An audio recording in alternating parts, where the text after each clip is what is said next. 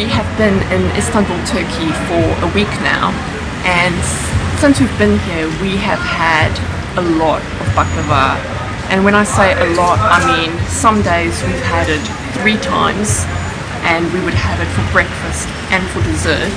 So a crazy amount of baklava has been had here, and so far we have found that this is our favorite chain. It's called Safa. There's quite a few locations, and we've been to other ones as well, but this is definitely, we've settled that this is our favorite one so far. We are still trying other ones just to see, you know, if we can find something even better. But yeah, for now we ordered quite a variety of baklava and also some tea. So as you probably know, desserts is my jam. I love anything sweet. I love anything desserty. So we're going to do this video with the most popular Turkish desserts. So you're going to join us with the different sweet, sugary things that we're going to eat. And they're probably not suitable for people with allergies to nuts.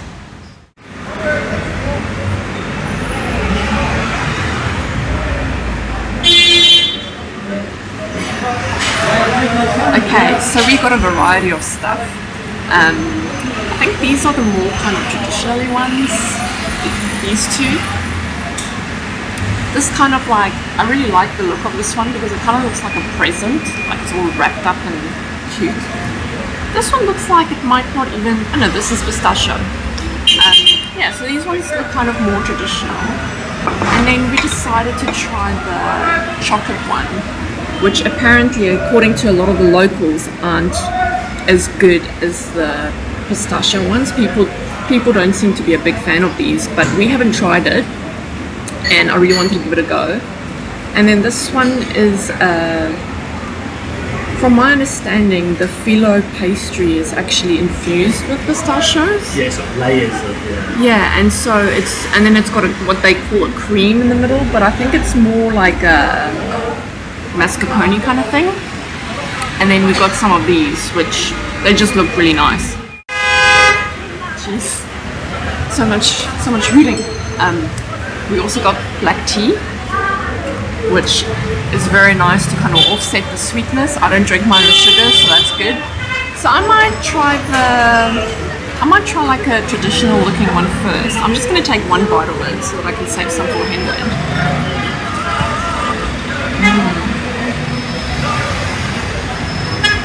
Lots of layers of the phyllo pastry there, and then a small layer of pistachio, but it's very intense, very buttery from the layers. Ooh, it's nice. It's rich though. Like it's really. I was actually surprised how rich that was. I'll try this one. This one looks like almost like a baklava samosa.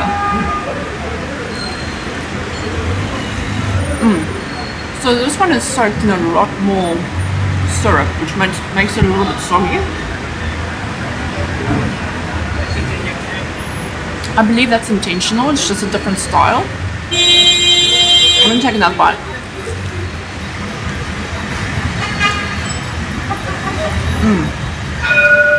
This one seems to have a more pastry to nut ratio. This one looks like there's some really rougher pistachios chopped in the middle, and then this finer pistachio powder on the outside. So I'm not sure how this one is different to the first one I had.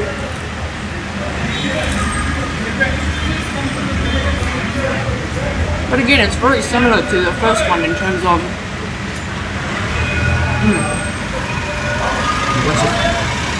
What's your favorite so far? I think the difference between this one and the first one is very, very buttery. So if you like the creaminess of butter, you'll probably like the first one the most. The second one that I've had is more syrupy, so it's kind of more sweet and more pastry rather than nutty. And then this one is more crunchy. Ooh, oh no. No. Oh yeah, you saved it. You saved it. I did save it. Damn it. It's so annoying though. I'm probably gonna have stickiness all over me. Out of the three, I would say the last one. I kind of like the slightly less buttery baklava. But I want Henry to try some of the others, but I really want to show you my favorite one, which even after trying all those, it's still my favorite. And it's this one. It's this one with the cream. I don't know what about it, but it's almost, for me, I didn't really know that you get so many different baklavas in terms of the different shapes and pastry ratios and things like that. I had no idea before I came here. I mean, I knew you get different shapes of baklava, but I didn't know there was this variety. They really get creative with the different things they do. And so when I tried this one, which I'm going to try now, I'll tell you. It is so melt in your mouth. It almost makes me think of a mochi type of thing, with no outside coating, but just that kind of taste in your mouth. Like, it doesn't have the crunch factor, except for the nut on top, but it's still my favorite. I can't tell you why. It's just I don't know, the texture of it, I just love it. But yeah, it's really good, and it's perfect with tea. I'm gonna take a sip of tea now because sorry, my hands are really sticky.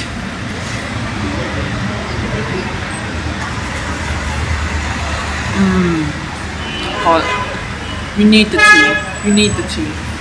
Yeah, really good. So, baklava is probably one of the most versatile desserts. It's not one thing. It is a concept of a dessert. So pastry, syrup, butter, nuts, spices. It's a way of life. It's like Gangnam Style or I don't know what else. It's a way of life. So you can see here that so many different variations of baklava. Whatever your imagination can actually muster, that is what it is. And yes, you have traditional baklava, but from what we've gathered, baklava is basically the pastry, the butter, the nuts, and then you make some good shit with it, right? So we're literally street side here, and it's just like chaos with the horns and the yelling. So bear with me. What I'm gonna try, I don't even know what's going on. What I'm gonna try first is the Cheering you on. is the traditional baklava.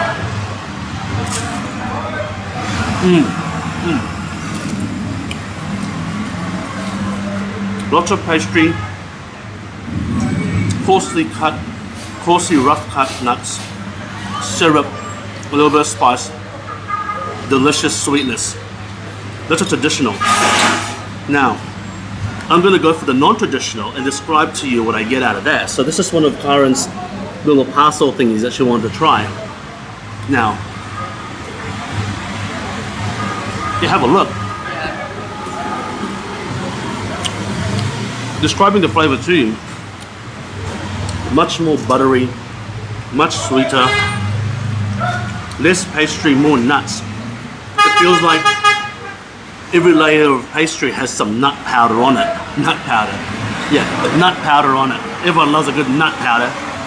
Nut powder on it. Now, one thing I want to tell you as well, the baklava here tastes like nothing I've ever tasted before in terms of baklava, and I love baklava. I've had it all over the world. It tastes completely different here. Sorry, my face is eating. It tastes completely different here because I think of the butter they use, okay? The butter they use is much more rich and complex, much more viscous on the palate. The butter that I'm used to in New Zealand is really nice butter, but it's not as complex and rich in depth. The texture is not so thick. I think it's because they culture their butter here, That's just a theory, I don't know. So if someone knows that, it'll be great, but they cut to their butter. So that's just a little note.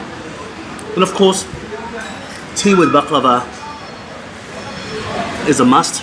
The tea culture here is massive. You walk around and you see people loitering around, sitting, having cups of tea, or a shopkeeper waiting for customers will just have tea, just cups of tea over and over the whole day. So tea is exceptionally, it's another way of life here, and it's so embedded in their culture that if you go to someone's house or a shop and someone offers you tea as a form of hospitality, it's rude to say no. You have to say yes. Even if you don't really drink it, you just sip it, you have to say yes. So I'm going to go through a couple more. This one here is one of my favorites because it has the highest amount of nut ratio. Everyone wants a good nut ratio. Okay? Look at that. Such a good nut ratio. Honestly, all of them taste different because the combination of nuts and spice and butter is different. And that's what's awesome about it, is that all of them taste different. Even though the ingredients are similar, the composition is different, completely different. Now, I'm going to try the non-traditional one. Karen's a purist. I'm not a purist. I like it. But I actually suggested you order it. You did. And so I'm surprised Karen suggested it. Try it too. I'm surprised Karen suggested it because Karen's a purist and she's trying a chocolate baklava. This is so American, apparently. Okay? Smell. You can't really smell the chocolate too much, but it looks like oh crap. It looks like it's been infused with chocolate and the pastry and the butter. So it looks like the chocolate is definitely infused in the pastry. So I'm gonna try it.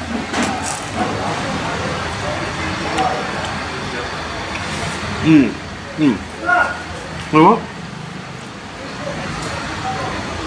You can definitely taste the chocolate. Pretty good. Actually, it's delicious, but the chocolate drowns the nuts a little bit. It doesn't let the nuts shine.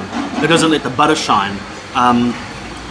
And I like the butter and the nuts in that flavor. So, yeah, not my top pick, but it's still delicious. If you like chocolate, that's still bloody delicious. So, look,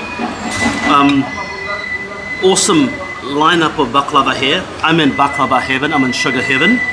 And let us know what your favorite baklava is.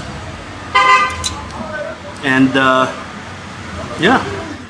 I'm gonna try just finally. I'm just gonna give the chocolate one a go. I'm just gonna take a bite of the one that we had. No. It's a no for you, right? Yeah. It doesn't taste bad. It just doesn't. You can't compare it to the others at all. At all. It's almost a little bit too artificial because the chocolate doesn't belong almost. It just doesn't taste right. It's just, it doesn't hold. Yeah, it doesn't hold against the original ones. It really doesn't. And that is why I'm a purist, because see, it sucks. Not kidding. It doesn't suck, but but yeah, it's definitely, yeah, it's not this one. This one is the best one. But yeah, thanks for watching, guys, and we hope you enjoyed this baklava video. We really enjoyed making it, and I'm really going to enjoy eating the rest of it and with my tea. So see you later.